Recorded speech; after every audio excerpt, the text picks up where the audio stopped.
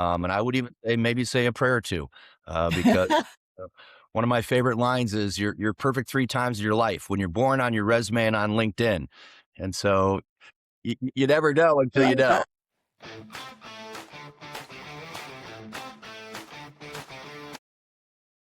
Okay, welcome to You're the Boss podcast show. And today I have a guest with me, Scott Abbott, and he's going to be talking today about the importance of systems in your business. I'm just so excited to talk about this. This is one of my passions anyway, and I think it's really important in business. So, Scott, welcome to the show.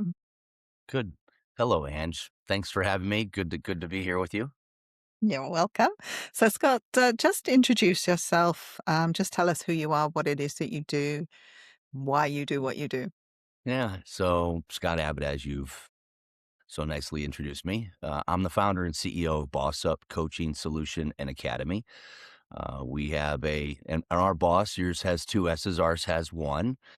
It stands for the business operating system, and we provide a solution and an academy. The solution's got resources, materials, assets, guidebooks, a team that supports both coaches who implement our solution as well as the companies that run on it. And that's where the academy comes in. The academy is an online digital portal. We like to think about it as a university in the clouds, provide forums and peer groups and cohorts and additional mentoring, nurturing, development. We've got a learning management system, so with a couple few hundred hours of materials and training and classes and all that good stuff. So that's who I am. I live here in Central Indiana. Go Hoosiers! Those that may know what I just said. And yeah, I've been in systems and technology for 40 years. It's my purpose, cause, passion. With your intro, I love humans and good people, but I find that we become better humans and better people when we have good systems in our life. So that's our purpose and passion.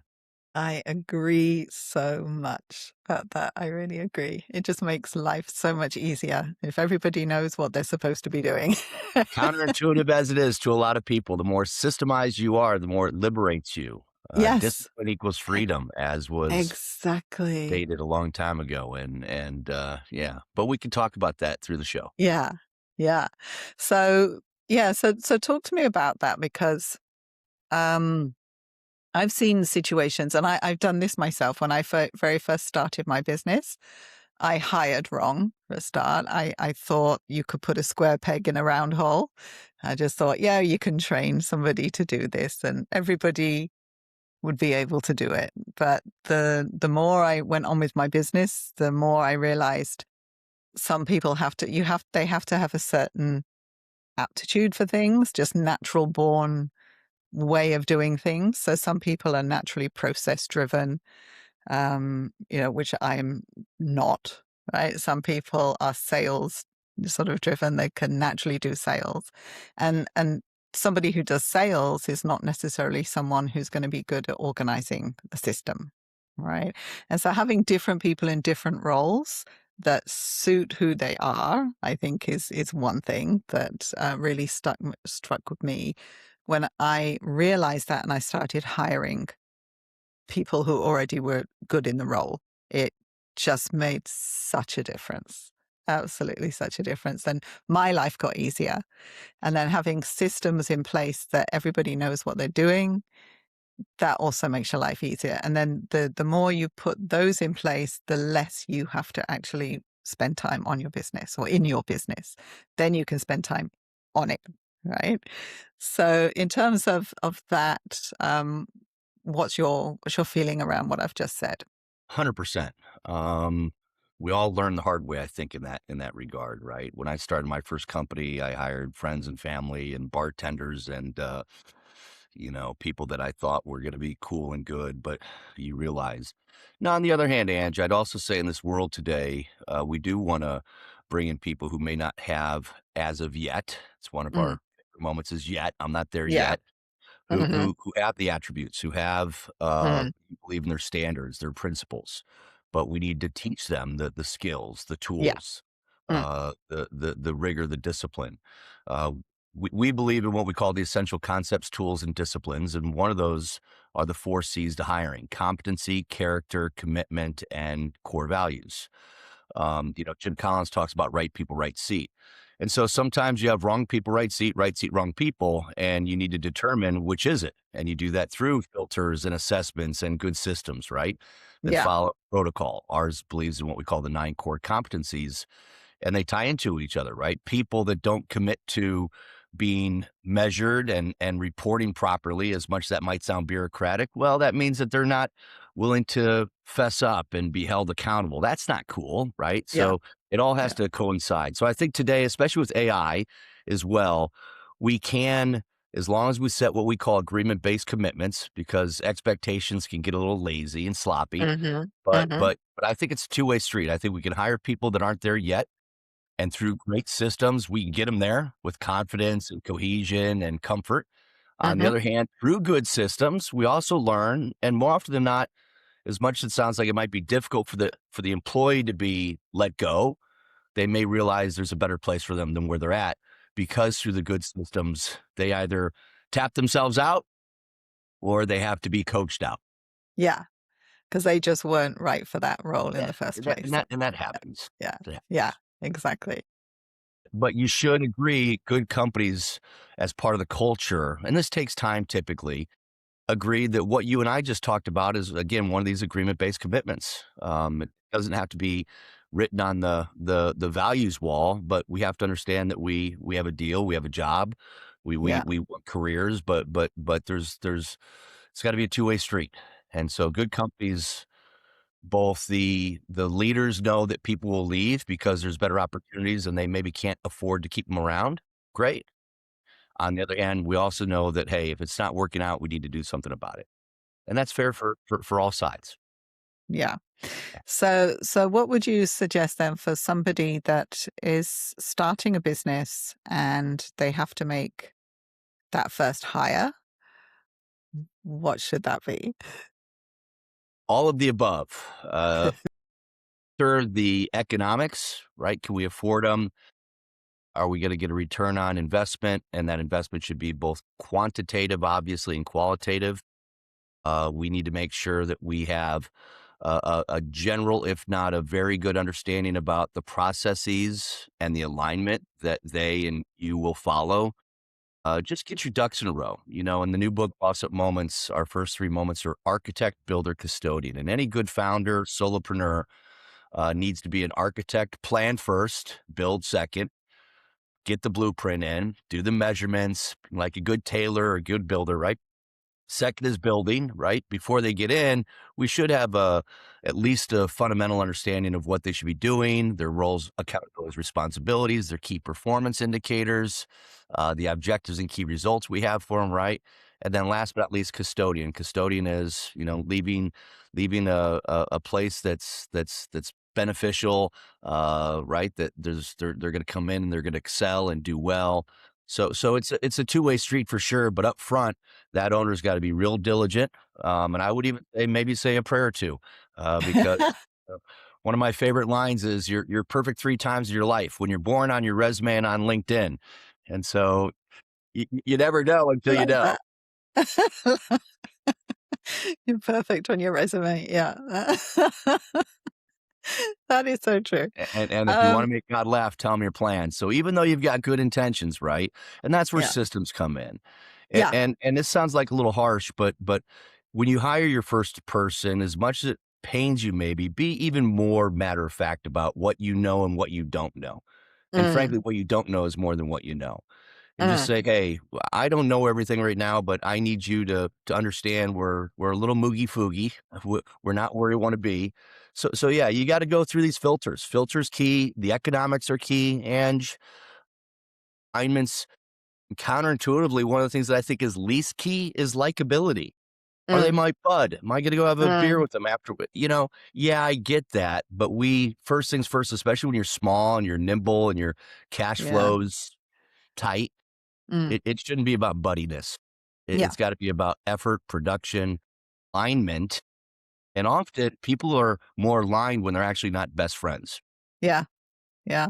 I think also as well is don't hire someone that's like you for your first hire because you're already there, right? You don't need another you. Yeah, exactly. You And need someone that's who and that who's again, good at the things you yeah, can't do, yeah, right? yeah, yeah, To 100%. balance that. Yeah. So like for me, for example, I'm more of a big picture person. I don't really like to get into the details. So I need a detailed person on my team or else we'll be all over the place. Yeah, yeah, So it's knowing, yeah, as you say, knowing your strengths and knowing what you need to balance that and build a team that's going to be diverse yeah. and will And actually for help you. yourself too, by the way. It's mutually beneficial. So being a visionary that you are and you wanna stay in the Mm, macro versus the micro. mm, So you need systems too, right? yeah, Otherwise, yeah, and I'm the same way. I can't trust myself, right? Look, squirrel. I get a little, might wanna get a little distracted and go down rabbit holes and do silly yeah. things. And so good systems hold you accountable. Mm, So that's fair. It's fair to you to have that. And then when that first or 1 or 2 employees come in, it's mm. critical. It's a two-way street. It's And that's essential, I counterintuitive find. to a Yeah. lot of founders. "Oh, that's not why I wanna start a company to be free and to not have Yeah. anybody." Yeah, good Rubbish. luck to you. So like again, as an example, when I was when I was running my business and I had a team and we built systems, so I was actually an IO certified business at one point doing all of this. And it really made me understand as well that it's not just fair it's not just needed just for organization and having things run right, but it also helps to um, help with the staff morale as well and getting people involved. Because I had a situation where something went wrong, and instead of blaming the staff, which could be a natural thing for a business owner to do, it's like, why did you do that? It's obvious that that shouldn't be the way, or whatever. But we had systems in place, and she followed the systems as they were. But something went wrong that hadn't been accounted for in the system. So rather than blaming her for doing it wrong, it was, can you find out why this happened? What's missing from the system that caused this to happen? What's the reason for it? And then can you do something about it? Can you rewrite that part of the system so that it works next time? So that then gives her accountability, ownership in putting it right. She's not blamed for doing it wrong. And, so she gets something out of it as well. So I think that that's a really strong reason why as well to have systems. You don't want to Amen. be And I blaming your think it's staff. part of the onboarding and, Mm, we believe in healthy, good meetings, weekly, quarterly, annually. But I would encourage that that's part of the onboarding, that recognition and that mutual appreciation. Love the concept of grace and grit. It's a blend, right? And so to your credit, yes, don't let systems lead you and don't assume that they can't be modified. And that's one of the reasons back to Boss Up. And I won't mention names, but there's some quote unquote frameworks and templates that have been around for a long time, and they basically say do it their way mm, regardless. Yeah, mm.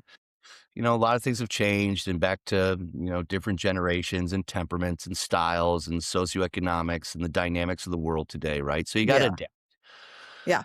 But the best back to Nothing the stays Pareto the same. principle, if you can keep 80-90% of what you need to do, the X's and the O's, pretty much systemized and you have a process and you know what to do, then it actually liberates you again when those things go bump in the night or you stub your toe, whether it's you or the system, you adjust and you modify and you keep moving forward.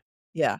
So it's Yeah. always a work in progress, right? It's always Oh, something that that's job security, Ange, for all of us. That's good. So when we were talking before as well, you'd mentioned if you're going to run a business and grow a business, it's got to grow, right? And you've got to have these systems that are managing it as it grow, and you can't just expect to be a one man show. And you've got to run a business like a business. Can you talk to me a little bit about that? Yeah, The I think mindset that would take to make that shift from a yeah, solopreneur to yeah. running a bona Yeah, fide business. we think there are 5 stages, and Mm, first of all, back to concepts, tools, and disciplines, and it's okay if you just wanna be a solopreneur and you're selling something online, or maybe you're doing a service and you're generating, let's just say 50, 100,000 a year, and you know what your costs are and your quality of life. Hey, rock and roll. I still think, having good systems that just bring you more confidence. So at 5 o'clock, you stop working and you spend time Mm. with your family. You follow Yeah. me? So you don't have 2 a.m. thoughts that you can't go back to sleep on. But if you do wanna grow and you do wanna build, and I am a fan of the 10X concept. A lot of people get it wrong. They think it's a binary equation. It's not.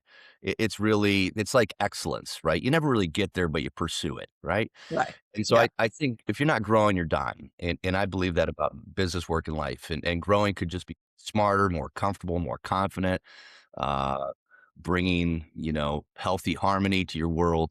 But yeah, if you want to continue to grow and prosper in business, first of all, you got to make peace with the fact that you need to make money, and Mhm. you realize that you're going to go through stages and phases. And we think there are basically 5 stages until you get to like a publicly traded, billion-dollar behemoth, and they all have kind of their own quirks and nuances. But at the end of the day, if you do it right and you're a steward and you're planning, and you appreciate again back to people and economics and product and strategy and purpose and passion, and that's why systems are there. Good systems bring that all together, so you're Mm. not like you're scrambling and making up as you go along. Uh, but yeah, I think, ideally at the end of the day, we want people to be able to do what they, especially if you're the founder owner, what is your vision? What Mm. do you want to achieve? And Yeah. and regardless if it's big or small, somewhere in between, systems can help you be more efficient and effective and productive. But if you do want to grow, there's good frameworks, formulas. We have them over here Yeah. to help you be Okay. more comfortable and confident to get from here to there, wherever here is or wherever there is. Exactly. I think they have to know where they're heading. Well, obviously, right? You need a map.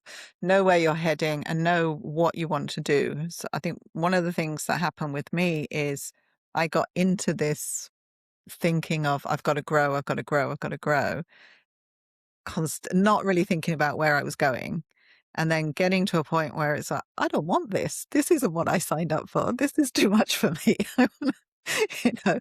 So I think there's an understanding of who you are and what you want. What do you want your life to be like, Yeah. right? And what do you want? But if you really And want it to grow, yeah, then so talk to me about the 5 stages that you mentioned. yeah, If they're they just do want to basically grow. like us as humans, right? We start off and we're little babies, and we get to be toddlers, and then teens, and then our early 20s, and then our 30s, and in the States, you can't be president till you're 35 years old. So there's Oh, law, there's okay. biology, there's science, there's psychology, right? So, Yeah. you know, lovingly to all you Z people out there, right? I mean, there's a biology to all this, right? It's just people grow, and same thing with businesses, right? To the problems and the systems and the structure and the protocol.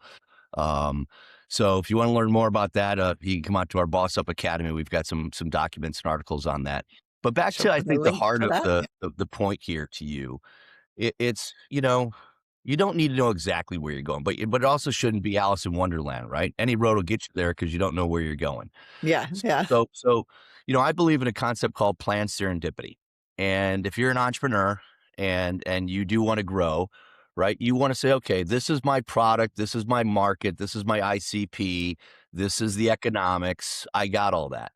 But if I continue to systemize and do really good, planned serendipity happens because something along the way, you might have a company or a client that says, hey, can you also do Z when you're only doing X and Y?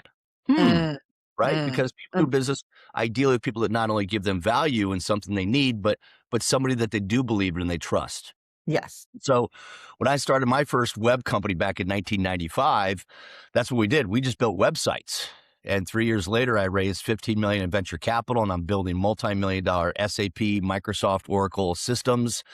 I never had that intention at first, right? Yeah. Now, that Yeah. also screwed me up because back in the day, it's called the cobbler's barefooted kid syndrome, right? I was building great systems for other companies, but I wasn't doing it to myself. And I see that a lot, by the way, Yes. Yeah. right?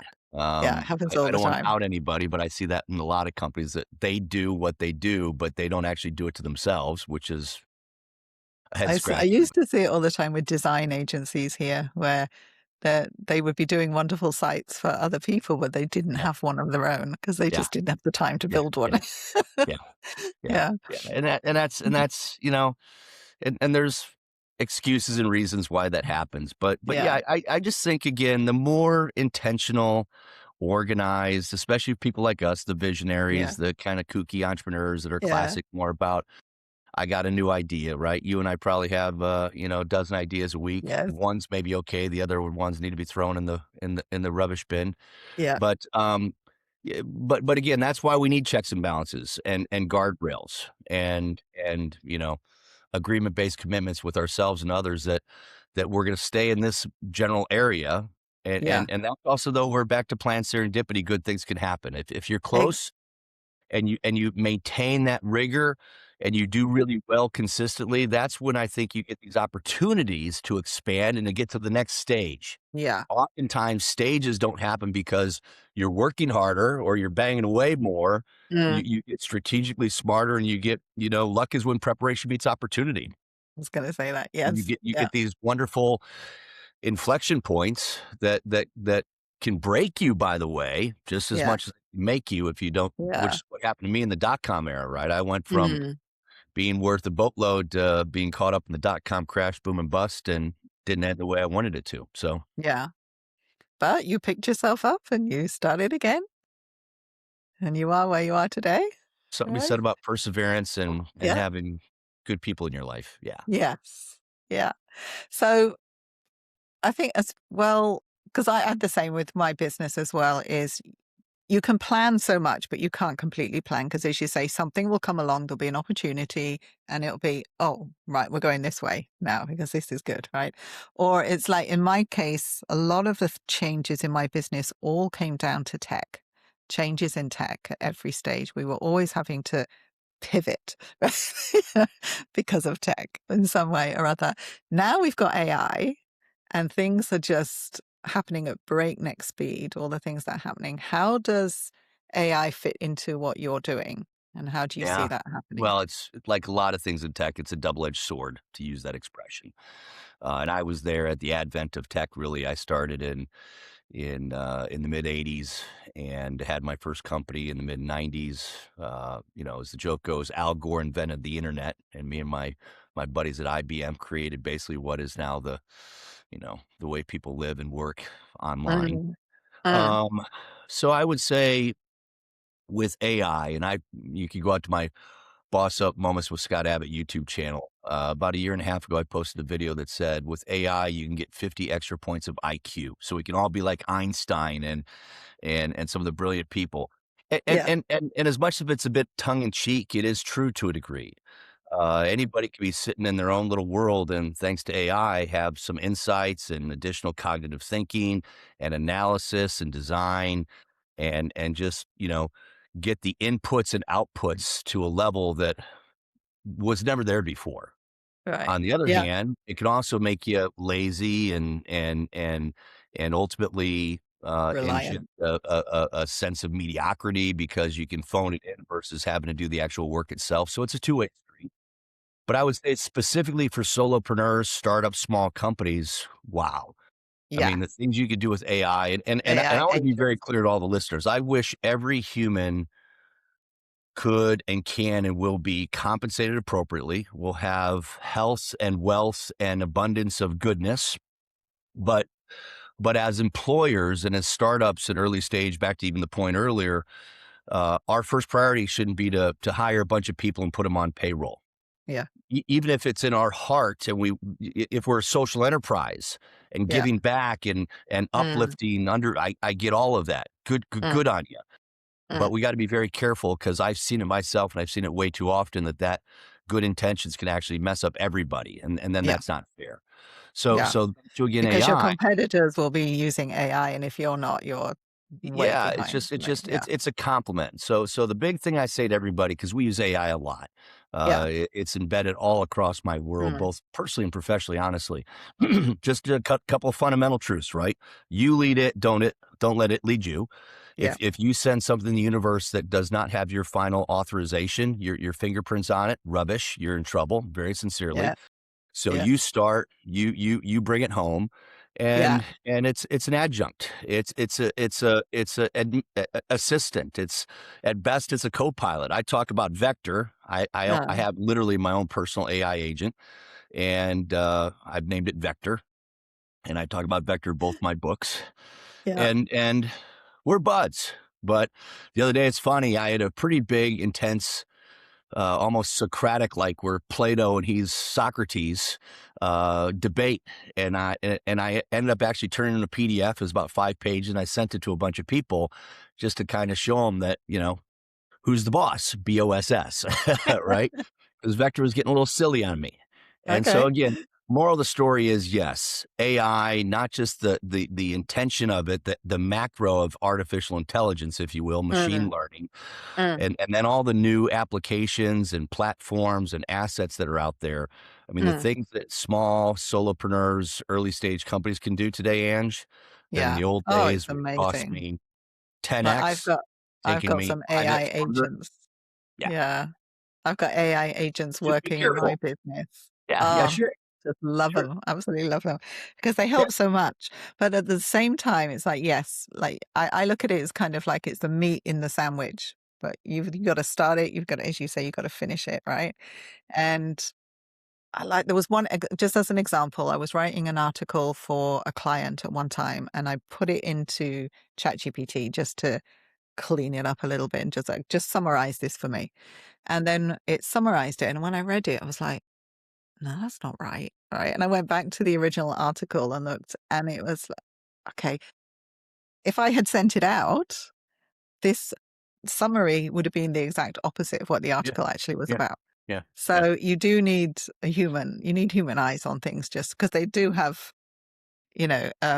moments. They have their Yeah. moments when they're not doing things Yeah, the and right if you way, could right? afford, I mean, I see there. I've got people I know who are running companies right now, small, and they have them doing everything. Their emails, almost like cooking breakfast for them in the morning. It's almost silly.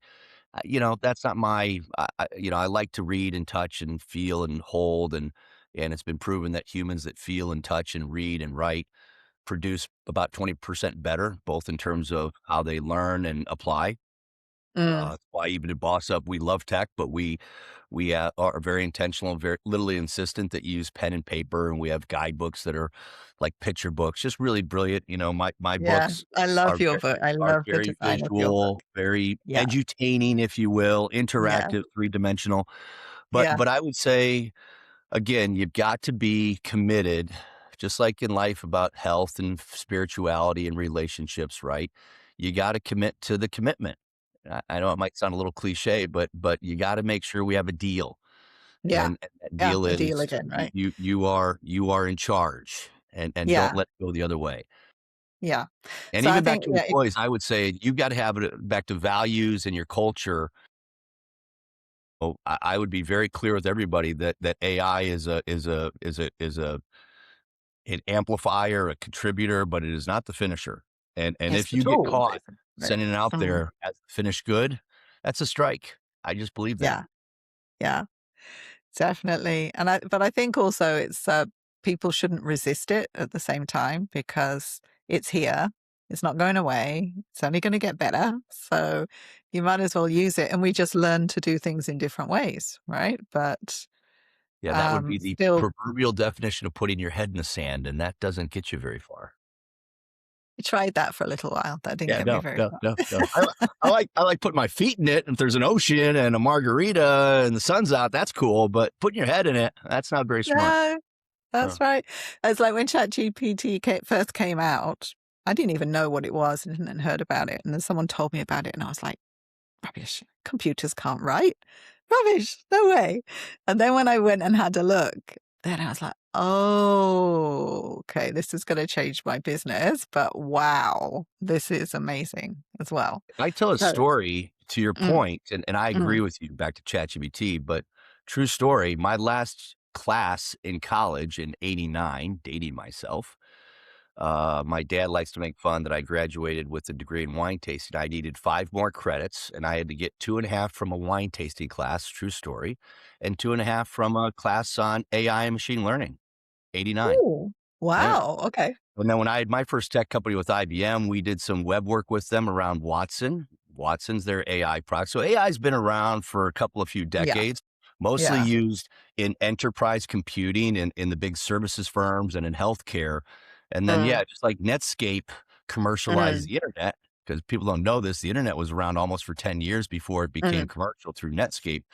And mm, that's what happened with ChatGPT. And then boom, yeah, look what's happened, right? the world And I'm changed. with you. I've known about it, did it, been there, done that. But my first experience with ChatGPT was like, you son of a what the hell? Yeah. And now Because that was I what, could 2 years ago? And now and look where we're at. yes, and it Yeah. happens so fast. There was one time in a local university here, I was doing a newsletter for them. I was writing an article, and I had to interview researchers and scientists. And I interviewed this one lady who was working on like the text recognition or speech recognition to turn it into text, something like that. And I don't know. But anyway, she was saying that it was a real challenge because the English language is so challenging that they were having difficulties with it. And now when you look at, and so that always stuck in my mind is, oh, they'll never be able to replicate the English language. Computers just do it, right? But obviously they can. That has changed a lot over the years, and it's just changed so fast.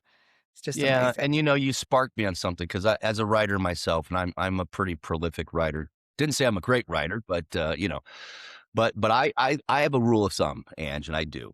In Boss Up Moments, we have 40 moments in volume one. I'm actually finishing writing volume two, 40 moments. Each Mhm. one has 4 pages. Nice. You've seen it. Yes, I've And seen and it. so I leverage it just like in previous writing. I mean, when I was in big companies, I had administrative assistants and a team that would help me write. So I mean, a lot of people sort of denigrate it. I'm like, wait a minute, it's just a different variation of what a lot of leaders have done before, right? You've Yeah. got an assistant, you've got an Yes. ally, you've got a Yeah. co-pilot. But I Yeah. would tell you this very sincerely, when it really matters, and everything I put out that I write really does matter. And I'm not exaggerating, but on average, and I use the term circle the wagons. If I'm writing, let's say, a blog type or an important memo, or I'm doing something for an investment or a board or my book, I Mm, would say I probably on average today, Ange, no kidding. Let's just say it's a page to 2 pages. I'll do anywhere between 5 and 10 loops to verify, to validate, to change. And in fact, Vector and I have a very close relationship. And last night I was working on something, and Vector's like, okay, this is round 12, Scott. When's good? Good. And that's back to our first conversation, right? Back to good small businesses, right? What is the definition of done? What is the definition of good, right? And so that's what I've done with 80%. Vector now. We now have that kind of relationship with Vector's like, Scott, it's 1 o'clock in the morning. Shouldn't you go to bed? You now are getting almost silly. Seriously, I'm not kidding. Okay. I work very interactively with Vector. And so Okay. Vector's like, okay, I think this is good. I'm like, yeah, all right. So, and that's what I just say as an author is, does that say Yes, you AI is do. writing? No. You do. But I also as a intelligent fiduciary, right? I don't need to have 3 people on staff right now. Yeah. Yeah. That in the old days that would have taken me days to come back with that answer. Yeah. How do you Exactly. denigrate that? Yeah. Yeah, you can't. You can't. It's just It's really hard. yeah, yeah. So, yeah, we just have to accept that times have changed. I mean, even you look back at years gone by before computers even existed, people lived a different way, but it was a normal way for them, right? And then you just have to adapt to each I change, started right? as a journalist on my Selectrix typewriter. That's why I still type with 2 fingers. Me I was too. there when the internet, the modems. My first company in 1995, right? 25 baud modems. Yeah, Ange. Been there, done that. Welcome Same to here. evolution. Yeah, I used to work in a bank, and I was there at the time where they changed over to computers, in the office. So, and we then had to do data entry to enter everything in, all the customer records, which were paper based. We had to enter them in. So that was fun. Well, you sparked me. I've been writing and talking about the 4 stages of technology for a long time. I promise. I've been saying this for decades, but there's 4 levels, and you just hit the nail on the head and you sparked me. And I think it's important for people to think about this as just an insight. The first Mm, level is data processing, right? mm, But data in and of itself is kind of dumb and worthless and X's and O's. Who cares, right? Then, if you know, back to computers, it got to the next level. We called it information management, right? So data processing yeah, went to information systems, actually, right? And then the third level, if you remember, was knowledge management. and we had Mhm. knowledge management systems. And the fourth level that really is what AI does for us is wisdom. Because wisdom is the insight that the other three levels did not give us. They gave Ah, us outputs, but they didn't give us inputs to the outputs. That's where prompts come in. You follow me? So we were always yeah. dependent on ourselves up until the AI level, which is really wisdom. And So that's what I I say like to a that lot of because you young you people. made you made the analogy at the beginning that growing a business is like the stages of life, right?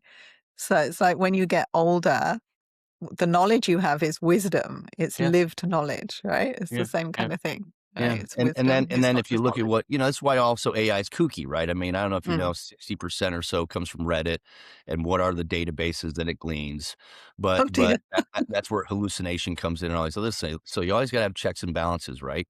But, Reddit. Oh my god. but the reality is that if you do it right and you appreciate that, what you're really doing fundamentally, and this is why people should be listening to your podcast and why, you always wanna leverage other people's hindsight that's Mm. provided to you as insight, so you now have Yeah. foresight.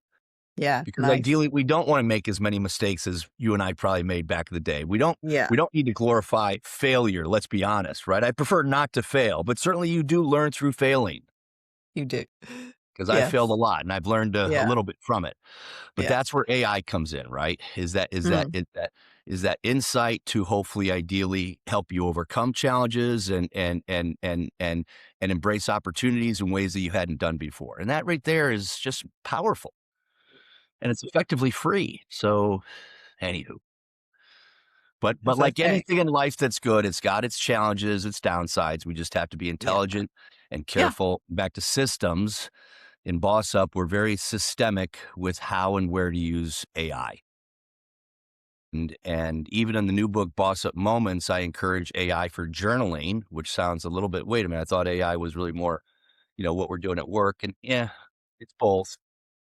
But you got to figure out, to your point earlier, how to make peace with it's in our world Mm. and want it to be in alignment, not fighting against it. Mm. That's just silly and it's not going to get you anywhere. Yeah. Exactly. So, Scott, where can people find you? How can they join your academy? And how can they get your books? I'm right here in central Indiana. Come on over. It's nice and I warm. don't No, want it's to, it's not. too cold. Yeah, so I'm on all the socials, the interwebs, Scott Abbott, ABC Right. Architect Builder Custodian. Uh, So Instagram, I'm pretty active, LinkedIn, pretty active, a little bit on X. mhm, My personal website, where I have, you know, portfolio of work and life and things I do is scottabottabc.com. And then back to Boss Up. We've got about 75 coaches around the world. We're growing to about 250, ideally mhm, by the end of this year. mhm, So we're looking for independent, certified, professional consultants, coaches, leadership, allies, and advisors. And if you're actually a company that wants to boss up and get connected with a coach and leverage our solutions, you can do so at bossup.coach. That's BOS-UP.coach. And you can also get access to our academy at the same time. So, and then last but not least, on Amazon, all the all the books are on Amazon. So go to Amazon and we're in, all the worldwide channels of Amazon. So thanks for asking. You're welcome. So I'll put all the links below. So when anyone's listening or watching this somewhere around where you've got access to this, you'll find the links so you can actually go and check out Boss Up and everything that Scott is doing. So Scott, thank you so much for being on today. It's been Hey, fascinating Ange, before I talking leave, to you. can I turn and ask you a question? Yeah. Yeah. So you and I talked before, and I believe that if something's really important, it should have a brand or a theme. And Uh-huh. so I believe, you should have a theme for the quarter of the year. But given your life and given what you've shared with me so far, do you have a theme for this year in terms of your mantra, your an objective, a goal that you can share to the listeners? Mine, I think, is something that I've always said is just do it. Don't think about it too much. Just go ahead and do it because you can think and think and think all day. That's not going to make it happen. So do it. Love it. Love it. Progress over perfection, right? Yes. I, Yeah. I used to be such a perfectionist. Now it's 80% done. Just get it out there. Right. Yeah. There you go. Good for you. Well, thanks for sharing that. And thanks for having me on You're the show today. welcome. Appreciate it. Brilliant. Thank you so much. Thanks, Ange. Thank you for listening to the show today. And if you've liked what you've heard, then do subscribe to the channel wherever you see it, wherever you're watching it. And if you're on YouTube, ring the bell so that you can get notified when we upload another episode so you don't miss the episodes as they come up.